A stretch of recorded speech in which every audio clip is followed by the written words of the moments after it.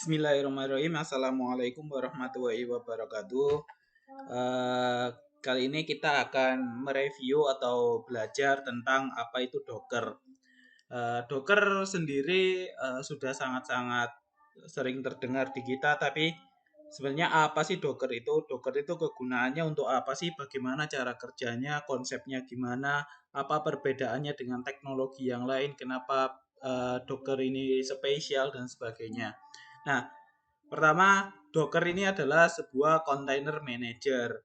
Container manager yaitu sebuah aplikasi yang dapat mengkontrol sebuah kontainer. Nah, kontainer itu apa dan sebagainya akan kita bahas pada slide-slide selanjutnya. Logo Docker sendiri seperti ikan paus, lalu di atasnya ada kotak-kotak yang menandakan itu adalah sebuah kontainer. Itulah Docker. Jadi Docker itu bisa dibilang adalah secara singkat Docker adalah sebuah container manager.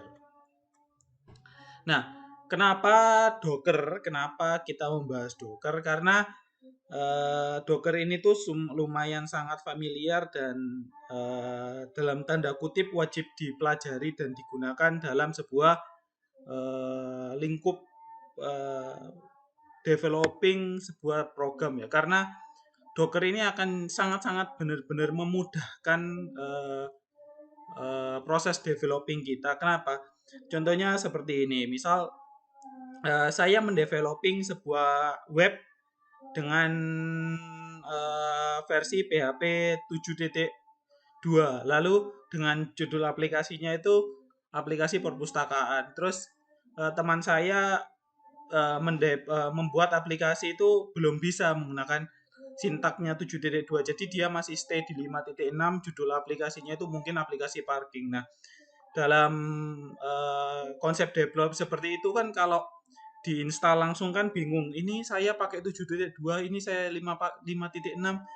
Terus gimana bisa aplikasi ini bisa berjalan kan? Berarti harus install versi 1.1 di dalam satu OS. Nah, Docker ini akan menjawab permasalahan-permasalahan seperti itu. Jadi Docker ini akan bisa menjawab permasalahan yang berkaitan dengan versionize, terus scaling, terus microservice. Jadi yang paling utama itu Docker itu bisa menjawab perbedaan versi dari sebuah aplikasi yang akan kita developing. Oke, lanjut. Uh, apa sih perbedaan antara kontainer dan VM? Nah, karena di Docker itu menggunakan konsep kontainer dan biasanya kita itu menggunakan konsep VM, virtual manager. Nah, saya akan mencoba menggambarkannya jadi seperti ini. Nah, kalau di sebuah VM kita itu misalnya butuh aplikasi, let's say kita butuh aplikasi PHP 5. Sorry saya tidak pakai mouse ya. PHP 5 berarti kita itu harus install satu OS yang isinya PHP 5. Terus kalau PHP 7 kita install OS lagi PHP 7. Kalau butuh aplikasi berapa lagi kita harus install OS lagi. Nah, install OS ini tuh kan cukup dalam tanda kutip cukup melelahkan dan cukup menguras banyak resource. Jadi kita kalau mau aplikasi baru, versinya baru, kita harus install OS baru, install library baru, install hal-hal baru di atas namanya hypervisor. Nah, hypervisor sendiri yang sering kita hypervisor itu sebenarnya apa sih? Hypervisor itu virtual manager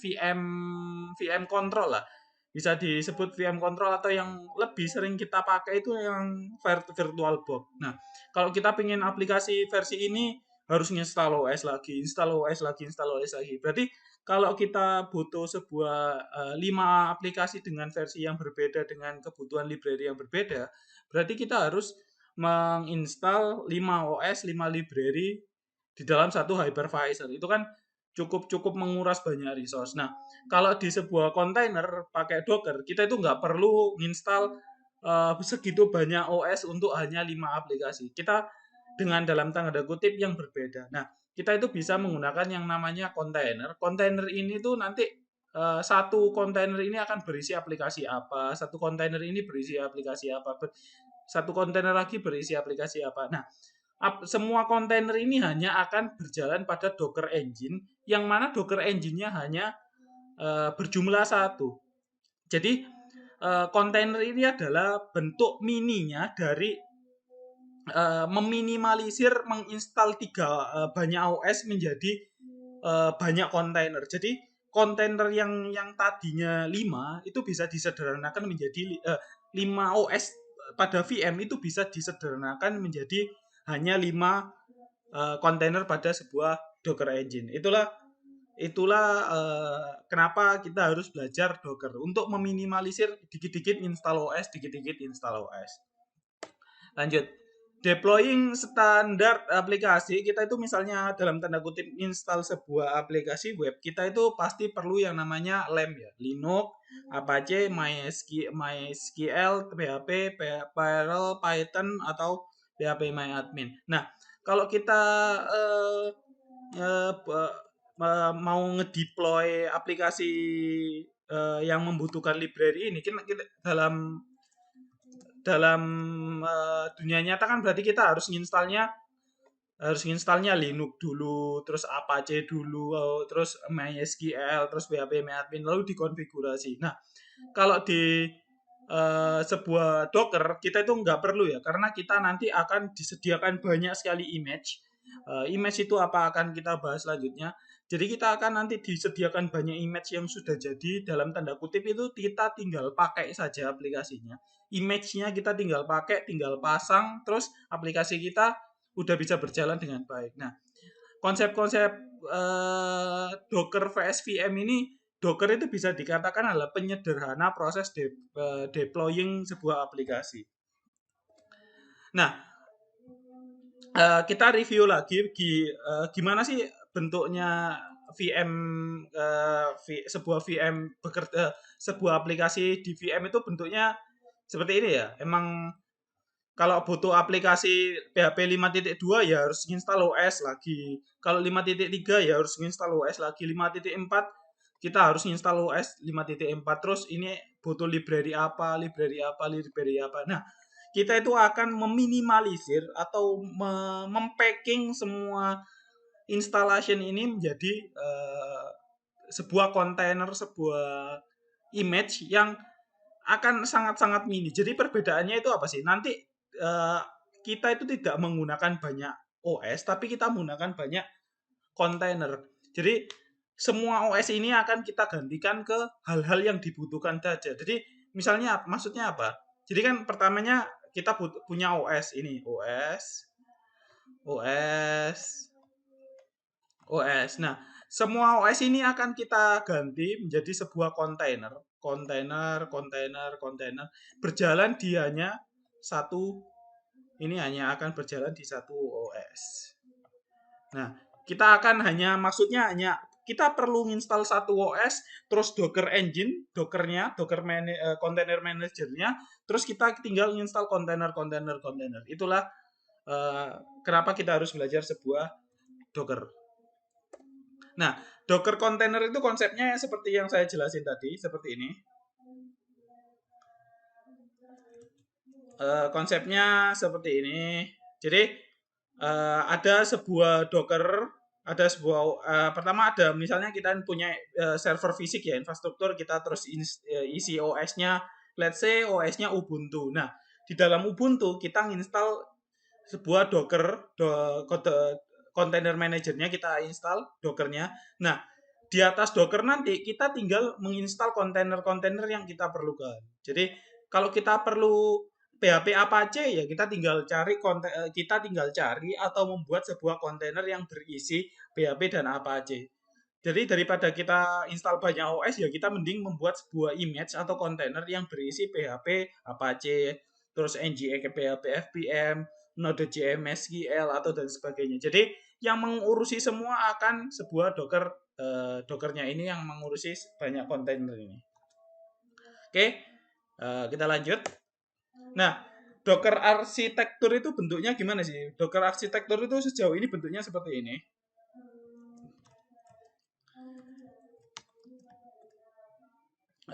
di dalam yang kita punya itu yang install dan kita punya itu adalah sebuah klien yang kita install itu kita akan mendapatkan Docker CLI dan Docker API. Nah, Docker CLI dan Docker API ini akan terhubung ke Docker server dan Docker server itu terhubung dengan registry. Oke, kita bedah satu persatu. Di dalam Docker host, Docker server itu ada yang namanya image dan ada yang namanya containers. Lalu di registry itu ada private dan HUB. Oke, kita bedah satu persatu. Jadi Docker Image itu apa? Docker Image itu adalah sebuah kumpulan aplikasi yang sudah dibundle jadi satu, terus yang siap dipergunakan. Let's say kita bisa menganalogikannya itu gado-gado lah. Gado-gado kan ada misalnya ada kentang, ada wortel, ada telur, ada sebagainya. Nah, Docker image itu yaitu kumpulan dari banyak komponen-komponen. Jadi Docker image, let's say kita menyebutnya Docker image for Apache. Berarti isinya ada Apache, ada PHP, ada hal-hal yang lainnya. Nah, terus kontainer itu apa? Kontainer itu adalah image yang berjalan. Jadi gini, uh, kalau Docker image itu adalah sebuah kumpulan. Saya kasih warna merah, berasnya saya tebelin. Jadi kalau Docker image itu adalah sebuah kumpulan aplikasi yang siap jalan, nah kontainer ini adalah sebuah image yang statusnya berjalan, stop ataupun berhenti. Jadi Docker image itu kalau sudah di start namanya sebuah kontainer. Kontainer itu bisa statusnya mati, hidup atau berstang idle, restart dan sebagainya. Nah, jadi bisa dikatakan gini, mungkin ada pertanyaan kayak gini, Mas, berarti Docker image ini sebuah installer ya? Enggak. Kalau installer itu kan kita nginstal, ngeklik, agree, baru aplikasinya berjalan. Kalau image ini enggak. Image ini benar-benar udah siap semuanya, tinggal dipindahkan ke sebuah kontainer. Nanti kontainernya ini bisa start, bisa start, terus bisa stop. Nah, punya dua status paling utama ini start dan stop. Jadi image-nya ini kita bisa langsung start. Jadi kita nggak perlu nunggu. Misalnya saya punya Docker image-nya Apache sama PHP FPM. Jadi kalau di start ya udah berarti aplikasi kita berjalan. Jadi nggak perlu nunggu instalasi dan sebagainya. Nggak perlu konfigurasi juga. Soalnya kalau kita ngambil sebuah image-nya dari luar, dari tempat orang-orang ngebuat image buat kita, jadi memudahkan kita nggak perlu setup. Kalau lu Mas, saya pingin buat image-nya image sendiri, ya bisa. Nanti kita bisa membuat image kita sendiri khusus untuk diri kita sendiri. Jadi kita nggak perlu nunggu orang lain untuk ngebuat image-nya buat kita. Jadi misalnya, Mas, saya cari di repositorinya Docker, cari PHP, FPM, Apache sama Postgre nggak ada. Ya udah kita tinggal buat sendiri aja, itu bisa kok. Jadi image dan kontainer itu satu bundle. Jadi image itu adalah sebuah gado-gadonya. Nah, gini. Gado-gadonya itu image. Nah, kalau kontainer ini start dimakan, jadi gado-gadonya dimakan atau nggak dimakan, itu doang sih. Jadi pokoknya image ini adalah sebuah kumpulan bundle aplikasi, kumpulan bundle service yang sudah sangat siap digunakan. Nah, alurnya kalau pingin ngebuat sebuah image sendiri itu gimana sih Mas ya? Nanti kita akan mengenal yang namanya sebuah Docker file. Docker file itu berisi tentang komen-komen yang kita persiapkan. Jadi Docker file itu berisi, ini kan nanti kita akan berkenal yang namanya Docker file. Nah, di dalam Docker file ini nanti kita itu bisa melakukan inisiasi apapun yang kita mau buat di dalam sebuah image. Jadi misalnya ini di dalam Dockerfile kita install Apache, kita install MySQL. MySQL itu MySQL ya, MySQL. Terus kita install PHP. Nah, setelah dibuild, Dockernya dibuild itu akan menjadi sebuah image. Nah, setelah image-nya siap, si image itu bisa langsung di run menjadi sebuah kontainer. Itulah alurnya membuat sebuah image secara manual seperti itu. Jadi kita nggak perlu cari-cari, kalau kita nggak nemu image yang mau kita pakai ya nanti kita langsung buat sendiri saja. Tapi sebagian besar untuk kebutuhan basic developing seperti mungkin developing Laravel, CI, CodeIgniter, terus Node.js, MySQL, PostgreSQL, Oracle, itu semua sudah ada kok. Ya, kita take a look sedikit ya ke kita take a look sedikit kumpulan Dockerfile, kumpulan Dockerfile, kumpulan Dockerfile sorry, kumpulan Docker image yang disediakan oleh banyak-banyak orang. Jadi orang-orang itu ngebuat untuk kita. Jadi kok ada komunitasnya yang ngebuat sebuah image biar kita itu tinggal pakai aja. Kita pergi ke hubdocker.com. Kita mau pakai apa? Mau pakai service apa? Apache ya. Let's say Apache 2. Akan keluar 4.856 result ya. Nah ini kita tinggal pakai aja. Jadi kita nggak perlu buat Dockerfile secara manual, tapi nanti pasti perlu kita membuat Dockerfile manual kita. Nah ini udah ada semua. Oke, terus mau apa? MySQL. Nah ini malah ada tulisannya official image. Jadi image-nya ini disediakan langsung oleh pihak MySQL-nya. Oke, mau apa lagi? PHP. Mau PHP. Nah, ini ada PHP lagi, ada tulisannya official image. Berarti image ini langsung dibuat oleh php.net-nya langsung. Mau apa lagi? Python. Kita lihat Python ada nggak? Nah, ini ada Python, ada tulisannya official image juga. Jadi kita itu nggak perlu khawatir. Nanti saya pakai bahasa pemrograman ini nggak ada nggak ada yang buat, jadi saya buat sendiri. Jangan khawatir ya. Pasti komunitas Docker, komunitas pemrograman itu besar. Jadi kita saling bahu-membahu memudahkan proses developing. Mau apalagi yang mungkin yang sangat baru, apa ya sangat baru? Node.js lah. Nah, ini ada juga Node.js yang mau official image. Kita hal yang strange, Redis. Ada nggak Redis? Nah, ini Redis juga ada. Jadi jangan khawatir ya, semua itu hampir semuanya itu ada. Apa yang mau dicari lagi? Golang.